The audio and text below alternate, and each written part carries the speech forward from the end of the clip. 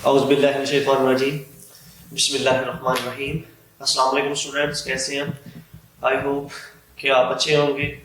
और आज हमने चैप्टर नंबर 8 का जो है वो सेकंड लॉन्ग क्वेश्चन पढ़ना है, जिसका नाम है affect of temperature on the speed of sound. तो हमने प्रीवियस लेक्चर के अंदर ये बात पढ़ी थी कि न्यूटन ने ये कहा था कि स्पीड ऑफ साउंड जो होती है उसके ऊपर टेम्परेचर का कोई भी इफेक्ट नहीं होता। उसके बाद लैप्लास ने उसकी करेक्शन की, तो वो इस नतीजे पे पहुंचे हम कि जो स्पीड होती है साउंड की उसके ऊपर टेम्परेचर का इफेक्ट होता है। और कितना टेम्परेचर का इफेक्ट होता है, अगर हम ये फाइंड आउट करना चाहते हैं कि टेम्परेचर के अंदर कितना चेंज आता है, तो उसकी वजह से जो स्पीड है उसमें कितना चेंज आता है। If we want to calculate that value, तो हमें उसके लिए एक फार्मूला ड्राइव करना होगा। तो सबसे पहले हम दो तीन और भी इफेक्ट देखते हैं कि क्या टेम्परेचर के अलावा भी कोई फैक्टर्स हैं जिनका स्पीड के ऊपर इफेक्ट होता है। तो सबसे पहले नंबर पे अगर मैं ये देखूं कि अगर मैं प्रेशर चेंज करता हूं तो प्रेशर के चेंज होने से जो स्पीड है उसके ऊपर क्या इफेक्ट होता है। तो अगर मैं प्रेशर चेंज करता हूं तो यहाँ पे आप देख सकते हैं कि जो प्रेशर है ये स्पीड ऑफ साउंड का फार्मूला है।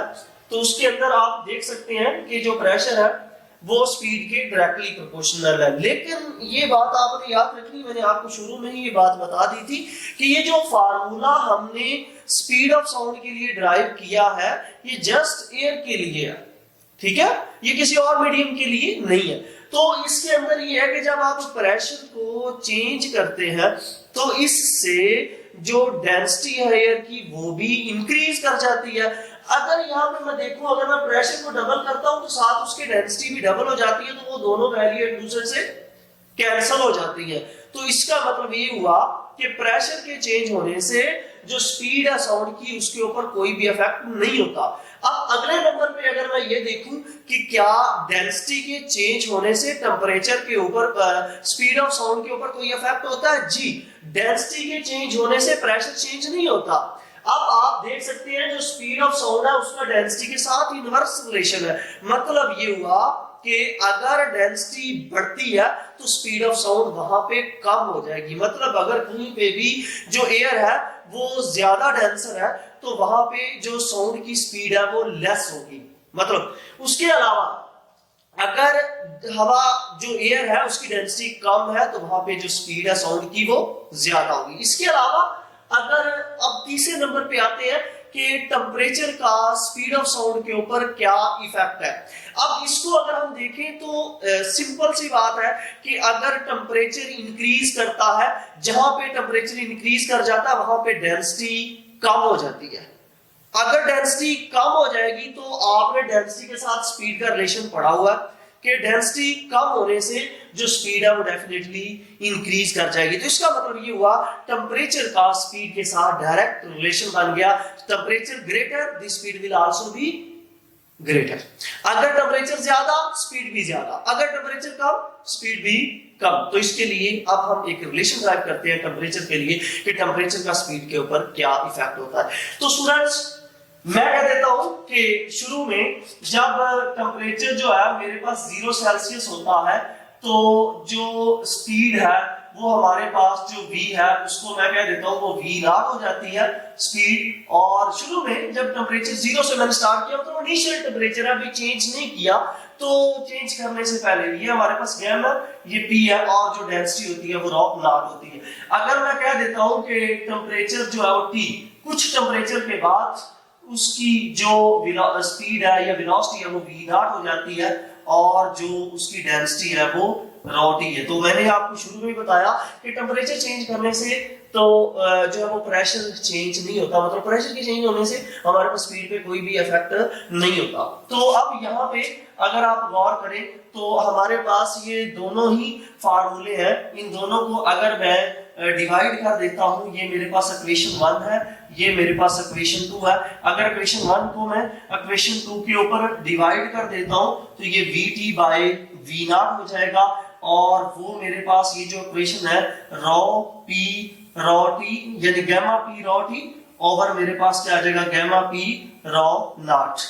अगर इनको मैं रीअरेंज करके लिखना चाहूं तो जो ओवर का ओवर होता है इसको मैं एक तो इसका स्क्वायर रूट और इसका दोनों का अलग-अलग कर लेता हूं और साथ इसको रेसिप्रोकल भी ले लेते हैं, इसको हम क्या कर लेते हैं ऊपर ले जाते हैं। तो ये मेरे पास क्या बन गया जी, ऊपर वाला गामा पी और रॉ टी का स्क्वायर रूट मैं अलग ले लेता हूं, ये ऊपर जाके उलट गया, ये रॉ नॉट बन गया और ये क्या बन गया गामा पी का अंडर रूट लेगा, ये दोनों आपस में कैंसिल, तो ये मेरे पास वैल्यू क्या बन गई raw naught over rho T. अब इसको मैं एक ही अंडर रूट के नीचे जो है वो लिख लेता हूं, तो इसको इक्वेशन थ्री। अब दोबारा इसको मैं रीअरेंज करके यानी रीराइट अगर करना चाहूं तो ये मेरे पास ये रॉ टी और V T over V naught बन गया और ये मेरे पास इक्वेशन क्या students rho naught over rho T, ये मेरे पास इक्वेशन थ्री थी। अच्छा, अब आपने वॉल्यूम एक्सपेंशन फार्मूला पढ़ा हुआ है कि अगर हमें किसी भी मटेरियल का किसी भी हमारे पास जितने भी हमारे पास एयर्स होती हैं उसमें जो चेंज आता है उसके वॉल्यूम के अंदर गैसेस के, अगर हमें जो है वो इनिशियल टेम्परेचर के चेंज करने से पहले के तब वॉल्यूम का अगर पता है तो टेम्परेचर के चेंज होने के बाद जो वॉल्यूम में चेंज आया उसको हम कैलकुलेट करना चाहते हैं तो हम इस फार्मूला से जो है वो कैलकुलेट कर सकते हैं, इसको हम वॉल्यूम एक्सपेंशन फार्मूला का नाम देते हैं। और स्टूडेंट्स ये जो बीटा होता है इसकी वैल्यू जो होती है 1/273 होती है, अगर इसकी वैल्यू मैं यहाँ पे पुट कर देता हूं तो ये V नॉट जो है वो इनटू 1 प्लस T/273 हमारे पास ये जो वैल्यू आ गई। अब आपने ये भी पढ़ा हुआ है कि जो हमारे पास डेंसिटी होती है ये मास पर यूनिट वॉल्यूम होती है। अगर मैं ये देखना चाहता हूं कि जब टेम्परेचर 0 सेल्सियस था तो ये हमारे पास रॉ नॉट थी और वॉल्यूम भी वी नॉट था। अगर हमारे पास टेम्परेचर T सेल्सियस होता है तो उसके ऊपर डेंसिटी रॉ टी हो जाती है और जो वॉल्यूम है वो भी हमारे पास m ओवर रॉ वीटी हो जाता है। अब यहां से अगर मैं वीटी की वैल्यू कैलकुलेट करना चाहता हूं, ये वी नॉट के आगे m ओवर रॉ नॉट और इसी तरह ये Vt के आगे मेरे पास m ओवर रॉ T। अब स्टूडेंट्स आपके पास ये जो दोनों वॉल्यूम है V नॉट और Vt वो इस इक्वेशन नंबर 4 के अंदर क्या कर दे आप सब्स्टिट्यूट कर दे, तो मेरे पास ये Vt की जगह पे क्या आ गया m ओवर रॉ T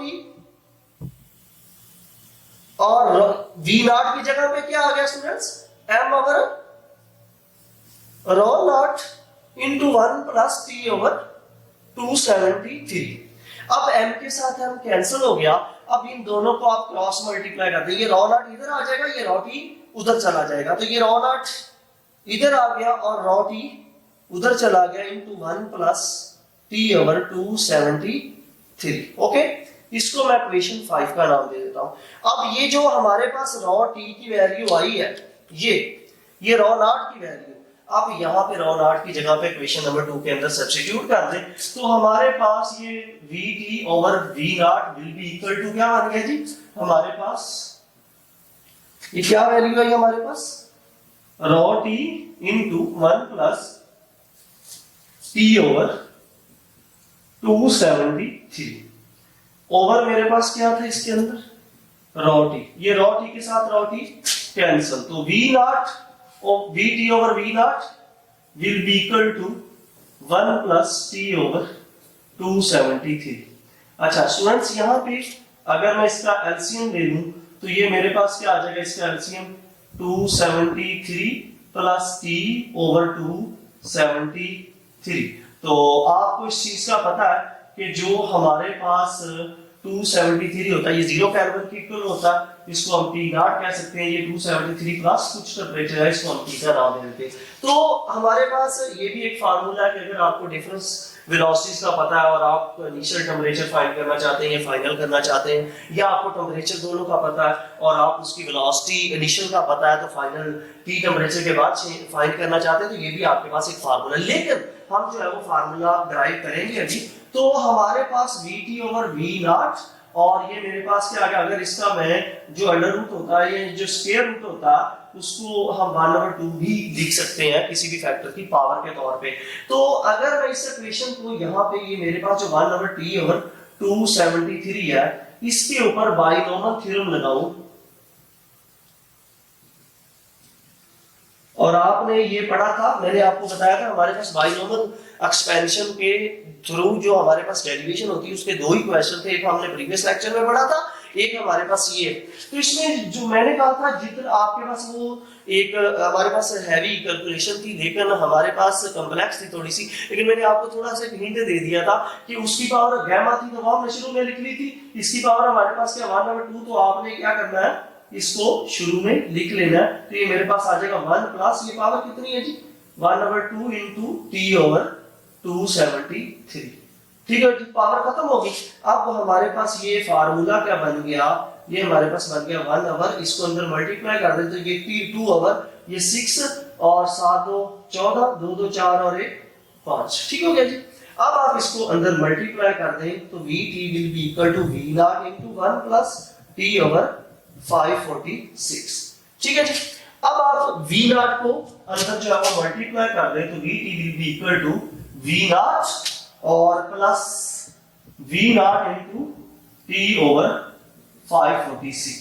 और स्टूडेंट्स आपने जो प्रीवियस लेक्चर के अंदर speed of sound in air calculate की थी कि हमारे पास जो स्पीड ऑफ साउंड होती है हवा के अंदर उसकी वैल्यू हमारे पास 232 मीटर पर सेकंड होती है जो कैलकुलेटेड है। अब V0 की जगह पे ये वैल्यू आप पुट कर दें तो मेरे पास V0 प्लस 3 हमारे पास ये वैल्यू कितनी है जी 332 और ओवर मेरे पास ये क्या था 546 इंटू आगे मेरे पास क्या है T, तो ये VT is equal to V0, इसको जब सॉल्व किया तो 0.61 इंटू T।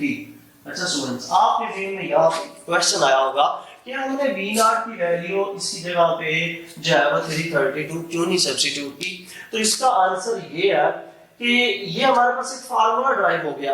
अब इससे हमें क्या पता चला कि ये हम वो स्पीड लेंगे मतलब जिस टेम्परेचर के ऊपर कैलकुलेट करना शुरू किया। ये जरूरी तो नहीं है कि हमने 0 सेल्सियस के ऊपर टेम्परेचर को जो है स्पीड कैलकुलेट करना शुरू की। हो सकता है वहां पे जब आपने स्टार्ट की तो तब आपका जो है वो टेम्परेचर वहां का तो 26 जो है वो सेल्सियस हो, उसके बाद आपने वहां पे चेंज करवाया आप 40 सेल्सियस तक चले गए, तो जो इनिशियल है वो 0 पे तो नहीं है। तो जो इनिशियल टेम्परेचर के चेंज करने से पहले जो उसकी स्पीड थी वहां पे आपने वो पुट कर देनी है और T वो टेम्परेचर है जितना आपने वहां पे टेम्परेचर में क्या आया चेंज आया, मतलब कितने चेंज के बाद आप कैलकुलेट करना चाह रहे हैं तो वो आपने यहाँ पे पुट करेंगे तो आपको पता चल जाएगा कि इतना टेम्परेचर के अंदर अगर आप चेंज लेके आते हैं तो स्पीड के अंदर क्या आएगा चेंज आएगा। तो ये इक्वेशन में वो चीज ऐड हो रही है, चेंज मल्टीप्लाई होके इनिशियल स्पीड के अंदर क्या हो रहा है ऐड हो रहा है। तो इससे भी हमें इक्वेशन से भी पता चल रहा है कि टेम्परेचर के चेंज करने से जो स्पीड है साउंड की वो क्या कर जाती है इंक्रीज कर जाती है। आई होप कि आपको समझ आ गया होगा, इसको 2 बार जरूर सुनिएगा।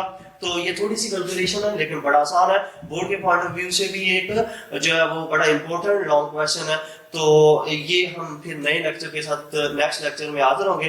तो मुझे यानी रिजवान को दुआ में याद रखिएगा। फी अमानिल्लाह, अल्लाह हाफिज।